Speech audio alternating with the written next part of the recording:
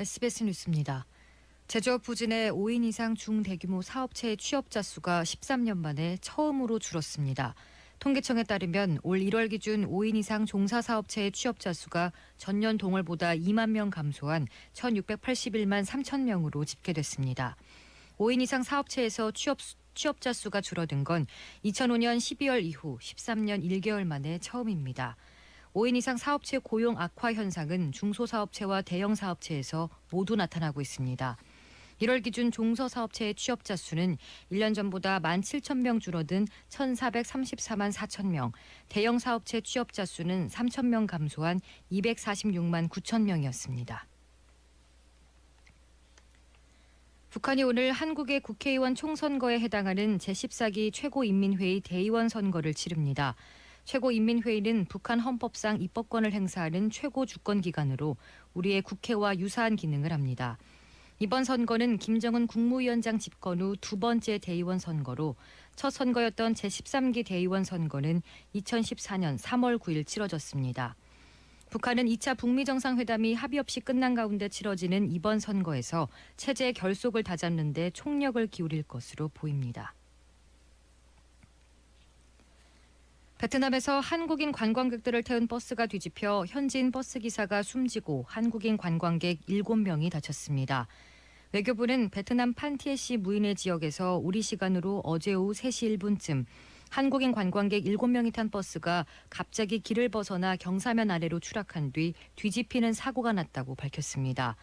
이 사고로 버스에 타고 있던 한국인 관광객 7명이 다쳐 근처 병원으로 옮겨졌고 이 가운데 한 명은 부상 정도가 심한 것으로 알려졌습니다. 관광 가이드를 겸하던 현지인 운전사는 병원에서 치료를 받다 숨졌습니다. 이들은 호찌민시에서 동쪽으로 2시간가량 걸리는 판티에시의 해변 휴양지 무이네를 다녀오던 길이었습니다. 민주당이 노조 활동을 이유로 부당한 징계를 받은 공무원 복직을 위해 특별법 마련에 나섰습니다. 지난달 27일 당정청과 전국공무원 노동조합이 복직 등 방안에 대해 합의한 결과입니다. 민주당은 합의안을 근거해 이르면 이번 주 특별법을 발의할 예정입니다. 특별법엔 노조 활동과 관련한 해직 공무원 전원 복직, 징계 기록을 말소, 합법 노조기간 경력 인정 등의 내용이 포함돼 있습니다. 서울시 교육청이 사립유치원뿐 아니라 사립초등학교와 학력인정 평생교육시설 등도 국가관리 회계 시스템인 에듀파인 사용을 의무화하기로 했습니다. 교육청은 이런 내용을 담긴 사학 공공성 투명성 강화 종합계획을 발표했습니다. 교육청에 따르면 지난달 28일 기준으로 사립초등학교 10곳과 평생교육시설 3곳이 에듀파인을 쓰지 않고 있습니다. 이번 달부터 에듀파인 사용이 법적으로 의무화된 원화 200명 이상 사립유치원 52곳 가운데는 24곳이 미사용 상태입니다. 교육청은 상반기 중 모든 사립학교가 에듀파인을 쓰도록 할 계획입니다.